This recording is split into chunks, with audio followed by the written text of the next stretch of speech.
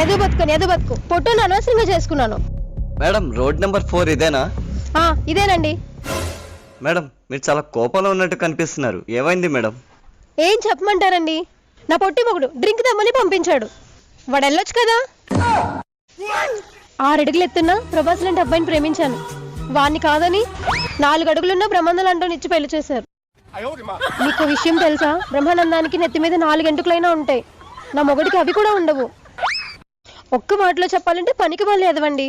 ఇంట్లో అన్ని పనులు నాతోనే చేయిస్తాడు. ఇదేనా మా ఇల్లు? ఇదేనా మీ ఇల్లు? ఇందాక నుండి ఎత్తుక్కుంటున్నాను రా. తినేరా మా ఆవిడి, నువ్వు వస్తున్నావని డ్రింక్ తెప్పిస్తున్నాను.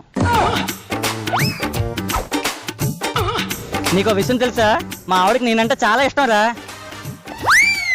చూస్తుంటేనే అర్థమవుతుంది లేరా.